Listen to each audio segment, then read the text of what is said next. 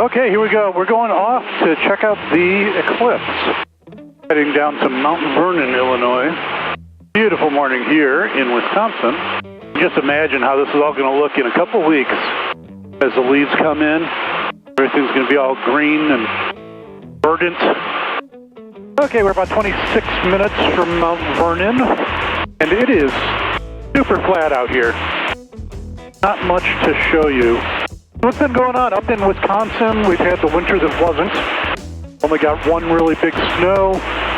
We had temperatures in the 70s in February. And not too much to do as a result. Everything's been muddy and ugly. Still have a bunch of mud on the underside of my wings. Here, I'll show you that. It's been that awkward situation where it's been too warm for things to be frozen and too cold to put the plane on a wash rack and get it cleaned up for summer. But I will be doing that soon, I promise. I did get to roll the field, get it ready for summertime flying. Got one good day of rolling in, and I'm hoping to get one more. The way that field is set up is one side kind of faces south and the other faces north. It's on a hilltop. And weirdly, the north side dries out much more quickly. You would expect the south side because it gets more sun. But the way this works out, the drainage is better on the north side. The south side tends to retain the water better. So a couple days ago, I got out there and got the north side done, but it was still too soggy on the south side to be effective. So I think in the future, I'm just going to go ahead and split it up like that. It seems to be working out this summer. And I complain a little bit about the terrain out here. But if you think back 200 years, this was a really appealing area. Because you could come out here and start a farm and claim some land and have a decent chance of success. If you look at maps of how long it took to get places back in the day, Great Plains, you could make pretty good time. You could get halfway across the country in just a week or so. The winter that wasn't, just tried to do some hot tent camping, but that failed. Hired a snowmobile, went out into the woods, was looking for a place to go, but what snow we had on that one event was just too much. It was too much to get down below the snow, clear a spot, all that. Ended up getting the snowmobile stuck. It was one that didn't have a reverse, so got it stuck because I couldn't turn.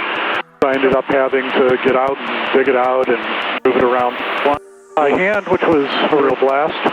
So here we go. We're coming up on it, and I've heard tales from ATC from 2017 that things got pretty sketch in some areas. Looking at the ADS-B now, it doesn't look too bad. I don't know if that's because there are a lot of non-ADS-B planes down here. In Southern Illinois, most airports don't require it. So I don't know if there's a lot of non-ADS-B planes or if it just really isn't all that busy. So we'll see. Let's go for it.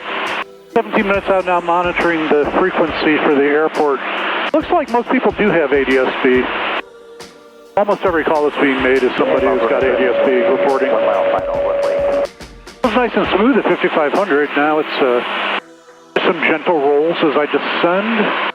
So if it's true that most people have ADS-B, then it looks like I'm going to get here kind of a lull in the activity. Kind of busy right now with 5 or 6. Mount Vernon traffic, Skywagon, overflying midfield, be entering left downwind for 23 Mount Vernon. That's my buddy Austin. You've seen him on this channel before. There's Salem. I wish more airports would mark themselves like that. It's always fun to be able to read it as you fly by. This was dedicated to Brian, who wrote a few weeks ago to say, glad you're back at it. My wife even asks every week, does the cooking guy have any new videos? It might be the biggest reason I'm a mall owner. So hey Brian, hey Mrs. Brian. We're going to make a Vietnamese-American pasta today before the eclipse. So stick around for that. Okay, airport's in sight. Start my descent in earnest. Mount Vernon traffic, 1 Whiskey Tango. 3 miles to the northwest, descending to join the left pattern, runway 23, Mount Vernon. Well, any worries I had about this place being too busy, definitely assuaged. Looks like 4, 8, 12, maybe 12 or 15 planes here so far. Eyeballs don't see anybody, ADSB doesn't see anybody. Nobody coming in from the right on an extended downwind. Mount Vernon traffic, 1 Whiskey Tango, entering left downwind runway 23, Mount Vernon.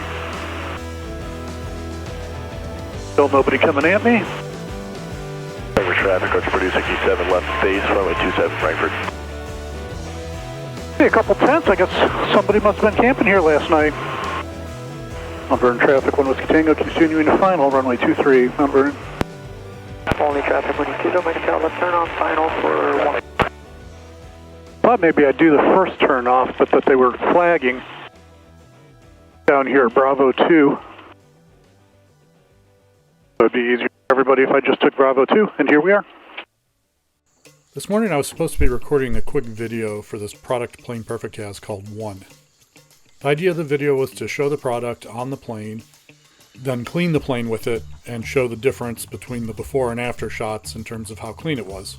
Unfortunately, the product works so well that I couldn't actually do the after shot because the product wouldn't stay on the airplane. So after being frustrated for a few minutes, I realized that this itself was actually a pretty compelling testimony about the quality of the product.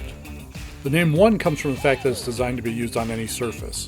So you can use it on your leading edges, on your windshield, on your cowl, on your fuselage, whatever you want to. One product, all surfaces. So give it a try, I think you'll like it. I was watching Kenji a while back, and he came up with an adaptation of a dish by Helene An from her San Francisco restaurant. It's inspired by Vietnamese flavors, but is American by virtue of where it was created. We're starting by cooking some pasta in a skillet. The idea is that by doing this, we can boil in less water, and the water will become more starchy than if we used a big pot of water. Unfortunately, what also happened was that it was really hard to keep a boil going with no lid on a windy day using a camp stove. In any case, I got it to start to simmer and went ahead and added some spaghetti to it. Kept going back to make sure the noodles didn't stick together because there was no agitation from the boiling itself to move things around. While the pasta was cooking, the moon gradually covered more and more of the sun and everything kept getting darker and darker. At first gradually, and then in the minutes before totality, there was what looked like a 360-degree sunset wrapping around the entire area while the airport lights turned on in stages.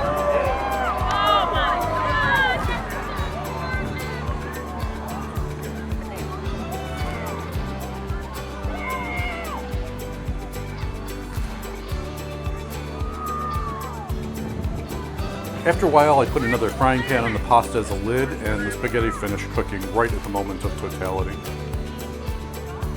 The runway lights also came on as the last of the lights to be tricked into thinking that it was nighttime at 2 in the afternoon.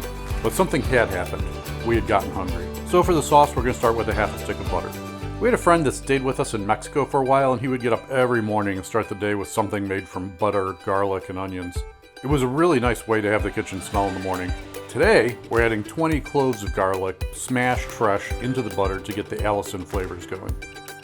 Then add a tablespoon each of soy sauce, fish sauce, and oyster sauce.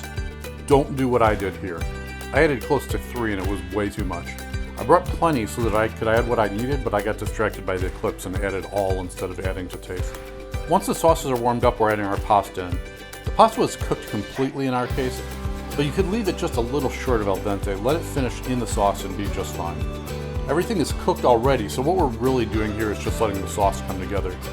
We put the starchy leftover pasta water in, and the starches, along with freshly grated Parmesan cheese, emulsify and create a blend of Asian and Italian flavors. And that's it. We're going to plate it up and serve it.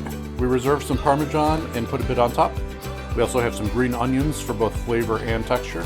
With the excess fish, oyster, and soy sauces, things ended up a little too salty, but it was still a tasty dish to enjoy after a breathtaking eclipse. So that's all I have for you today. We have about 100 flying, camping, and cooking videos on this channel, so be sure to check out some of the others, and I will see you next time.